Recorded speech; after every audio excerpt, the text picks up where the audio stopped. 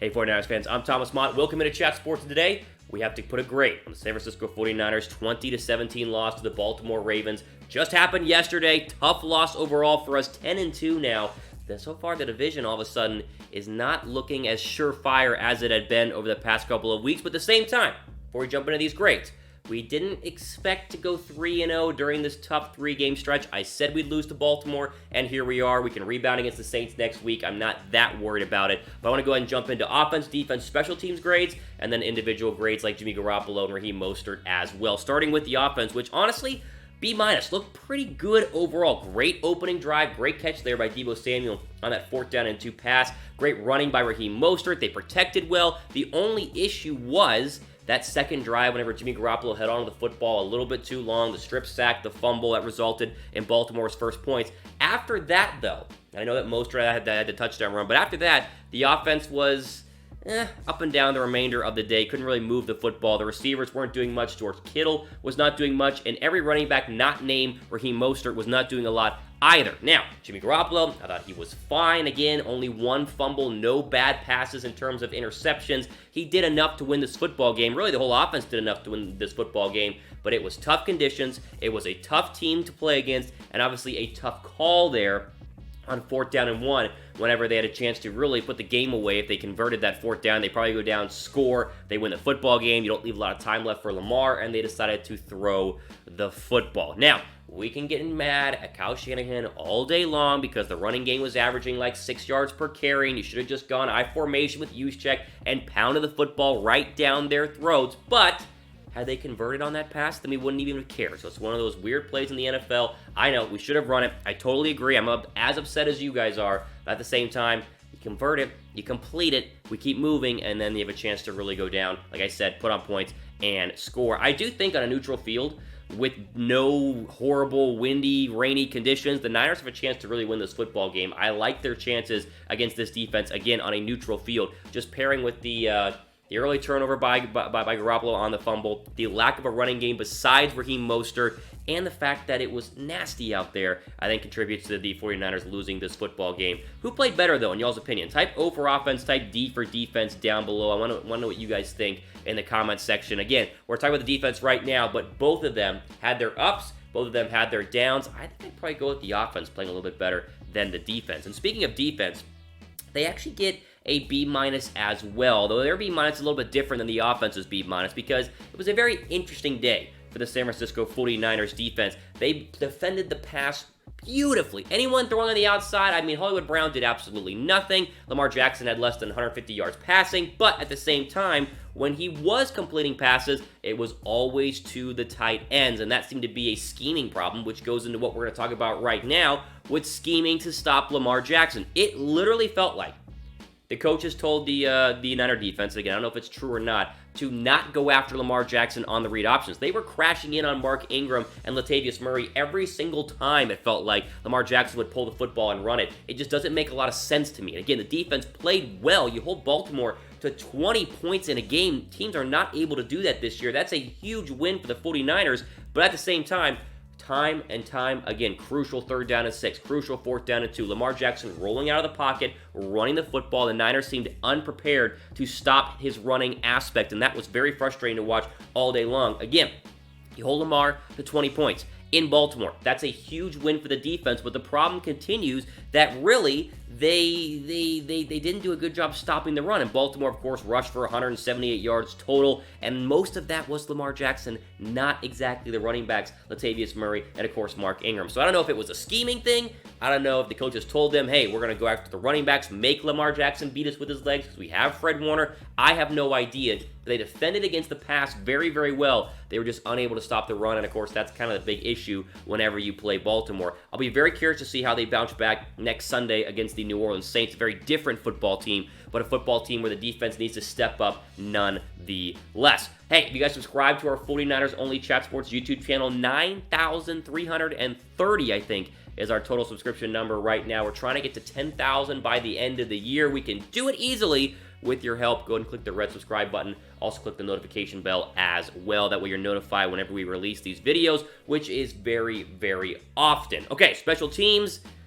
It's another B minus. Really? We're going to go 3 straight B minuses here? Yes, we are. I know that Robbie Gould missed that kick, and also welcome back, Robbie Gould. He's been gone for a while with a hamstring injury. But do we expect Robbie Gould to make a 51-yard field goal in that weather like this? Is it supposed to be automatic? I know Justin Tucker made his, but Justin Tucker is one of the best pure kickers in NFL history. I do not blame Robbie Gould for this. It was still early on in the game. They should have scored more points in the second half regardless, and he did hit his field goal to put the Niners ahead 17-14, so I don't want to rip Robbie Gould here as a lot of people want to try and do. I know it turned out to be an important 51-yard kick, but in that weather, in that situation, tough to do nonetheless. I think if you went into this game and said he'd be 1 for 2 after seeing what the conditions would be, we would all have been very, very excited. Speaking of being excited, listen, I know that the Niners lost, and I know that betting on the 49ers right now might not be a popular thing because of the loss, but the Niners have not lost back-to-back games all season, meaning when we go to New Orleans next week, you probably want to get some bets in on the 49ers. We got a deal for you guys here, as we always do, chatsports.com/bet. Go use the promo code 49ers. Get a 120% deposit bonus whenever you guys first sign up. Again, if you haven't done it yet, been waiting all season, I'll encourage you guys to do it because, again, the Niners have not lost back-to-back games all year, so we should be good to go against the Saints. Chatsports.com/bet. Use the promo code 49ers. All right, some individual grades here. Jimmy Garoppolo, he gets a B+. I know the stats are not anything to write home about. 15 of 21, 165 yards, and a touchdown, but no interceptions. You can make the argument it was a coverage sack that resulted in a strip sack whenever Jimmy Garoppolo had the only turnover of the 49er day. Here's the thing. When Kittle is not catching a lot of passes, and again, we're going to talk about Kittle in a second, but Kittle was basically a non-factor, the 49er wide receivers tend to not be that effective. Again, Deebo Samuel, a nice catch. He had 2 for 40-something yards on that touchdown. He had a nice run as well, but Emmanuel Sanders didn't do much in this football game. And, of course, the backs of the backfield besides Mostert were not helping out Jimmy G as well. You have the rain. You have basically an injured, possibly Kittle that's dealing with the ankle problems and just not having a good day overall. Jimmy Garoppolo did enough to win. Again, I think we would say if the Niner defense held the Ravens to 20, we would have thought the 49ers could score enough points, and I think they would have on a neutral field. They were in a position to win this football game. Again, the 4th down call, I don't like it. I would have run the football, but hindsight is 20/20. If he would have completed the pass, we wouldn't even be worrying about this right now. We'd be praising Kyle Shanahan for how great of an offensive genius he is, which of course we all know he actually is. So, Jimmy G, a lot of people want to rip on him for this one. I have no issues. The rain definitely was a problem.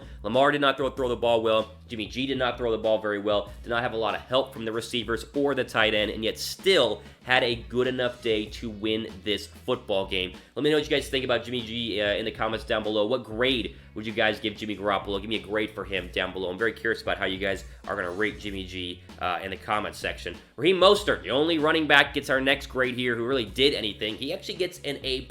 There was no Matt Breida in this game, still dealing with that ankle injury. He should be able to go against the New Orleans Saints. That's the early report going into this week. But, I mean, can you ask for a better day? 19 carries, 146 yards, 7.7 yards per carry, and a touchdown. He's the reason why you look back and go, man, why did they not run the football on 4th down and 1? But still, Mostert was fine. Mostert was exactly what we needed him to be. The disappointing part about today was that, or yesterday, was that Tevin Coleman had 5 carries for 6 yards. No idea what's going on with Tevin Coleman, but it feels like when Breida is out, Coleman tends to struggle as well. Normally, Jeff Wilson Jr., Raheem Mostert picks up the slack, but today there was no help from Tevin Coleman. The Niners could have used that, especially in the screen game, in the short passing game. He's a big threat out of the backfield, and this just tells me that you really need Matt Breida back. You got to remember Matt Breida, probably the best running back on this roster. And again, Mostert played very, very well. But if Coleman could have balanced that out with 10 carries for 70 yards, they would have rushed for 200 yards and probably have won this football game.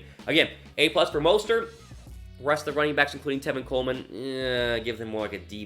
They were not very good. Okay, the interesting one here, George Kittle. Because George Kittle is a fascinating receiver in this 49er offense, who normally is catching 7 balls for 90 yards and a touchdown. He's a massive part of the passing game, and Jimmy Garoppolo comes to him and uses him very, very often, but he was basically a non-factor today. 4 targets, 2 catches, 17 yards, no touchdowns. He was great in the running game. That's why he gets a B-, because he was having some incredible blocks for Mostert on the edge. But the problem is, is the injury actually starting to really bother him? Remember, has a chip bone in his ankle. A lot of players said they would not be playing on that right now. He is. You wonder if pain tolerance on any given day is up and down and might have reared its ugly head against the Baltimore Ravens here on Sunday. We'll have to wait and see. I mean, again, if this becomes a trend, then you got to wonder, okay, the ankle's definitely bothering him, or it's just a bad game receiving. Again, it was wet, it was rainy, Garoppolo didn't go to him often, but overall, when George Kittle tends to struggle, and the Niner receivers, the Niner passing game tends to struggle as well. I'll ask this question, even though I think it's kind of, it's a little too soon, but are you concerned about the 49ers after the loss at all?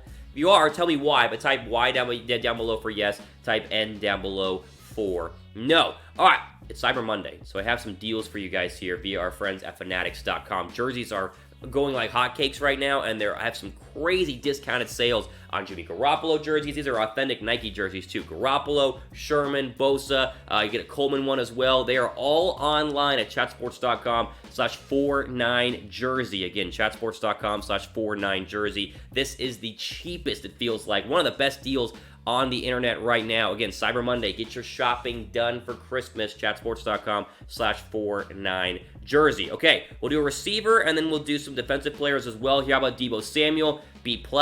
The only receiver who was really a factor in this game. Emmanuel Sanders really did not do anything, and like we said, Kittle struggles, receiver struggle. Deebo was great, a great catch there on 4th down and 2. He keeps showing these flashes of being a great receiver, but cannot be consistent throughout 4 quarters, tends to be his problem. Again, weather, I'll keep saying it because it's true, weather has an effect. Jimmy Garoppolo wasn't throwing the ball all around the yard like we expect him to, but, you know, the other wide receivers have got to become factors. Kendrick Bourne's got to do more. Emmanuel Sanders has not had he's had back-to-back kind of average games. You wonder if the rib injury is starting to bother him as well. Everyone seems to be injured, but Samuel, fine. 4 targets, 2 catches, 41 yards, the touchdown, the 1 end-around rush as well. It was pretty good. Again, showing flashes, but not the consistency that I think the Niners are hoping for out of their rookie receiver. On terms of the grade, what grade did you guys give Deebo Samuel? Let me know what you guys think in the comment section down below. In terms of the defense, I want to get to 2 defensive grades here, starting with Nick Bosa,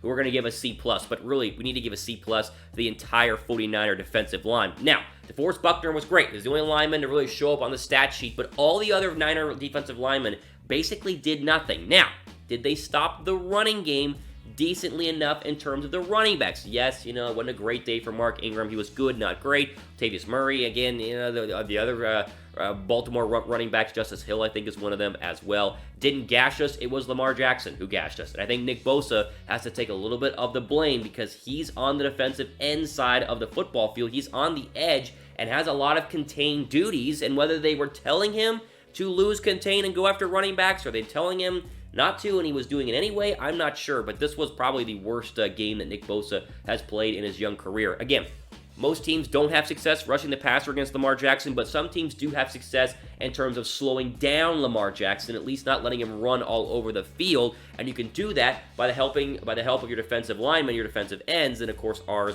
were unable to do that in this game. Again, I say it like it's an easy thing to do. Like, teams are just stopping Lamar Jackson every single week. They're not. New England was unable to do it. But still, I think you got to hold Lamar to under 100 yards rushing, or really hold the team, I guess, to under 150 yards rushing. They were unable to do that. 174 yards on the ground, and a lot of that were big 3rd down runs by Lamar Jackson. The whole D-line, though, struggled a lot in this football game. Not as dominant as I was hoping against Lamar Jackson. Are you guys worried about the defense at all? Any concerns there? Again, they were great last week. A nice, clean, neutral field up there. Not neutral, but our field up at Levi Stadium. So I think we got to give it more time. Wait and see what happens in the Saints game. If they struggle in that game, then, you know, maybe we'll be a little bit worried. But we know still this is a great defense. We'll get to December and January and February, hopefully, and I think they're going to be just fine going forward. Final grade here. It's been a long video, but again, you know, when you struggle like they did in this game, probably more than any game they have this season, including the Seahawks game, you got to give a lot of grades out. Fred Warner, he actually played pretty well. B+ for Fred Warner. I would have liked to see them use him a little bit more, kind of spying and trying really to stop Lamar Jackson one-on-one. They did that a little bit in this game. Still 11 tackles, but just not not perfect. Again, you need to be perfect to stop Lamar Jackson. He did have those 2 huge pass breakups on the Ravens' second to last drive, which gave the ball back to Jimmy Garoppolo in a tie ball game to go down and score. So that was fantastic. And again, it's tough to guard Mark Andrews and, of course, Hurst, the other tight end. They did a decent job doing that all day, even though they were probably the primary pass catchers for the Baltimore Ravens on Sunday. But again, I think they should have used Fred Warner against Lamar Jackson a little bit more, and maybe they did. Maybe Baltimore just schemed against him very, very well, but I thought Fred Warner would have one of those super monster days, and it was just a super day overall for Fred Warner. All right, there you go. There are your grades here for the 49ers 20-17 loss to Baltimore. I'm very curious how the comment section is going to be. Are we going to be panicking down below, or are we going to be, understanding and not too worried about it and say, oh, we'll get them next time, we're 10-2. The concern is, and again, this is going up on a Monday morning, so you have to depend. So the Seattle game has not happened yet on Monday Night Football. But if Seattle wins tonight, and again, you watch this on Tuesday, Seattle might have won. The Niners go from the number 1 seed all the way down to the 5th seed because they have lost to Seattle earlier on in the year. Some crucial games upcoming for San Francisco, starting with the Saints next week in the Superdome in New Orleans. We'll have to see how they're able to bounce back. They have not lost back-to-back games all year, and I think they're going to get their heads right after this loss, go to New Orleans and get a big win. All the time we have for today. Really appreciate you guys, as always, here on the 49ers Only Chat Sports YouTube channel. It's a loss, but you're still 10-2. I think we're going to be okay overall. For Chat Sports, I'm Thomas Mott signing off. Enjoy the rest of your day.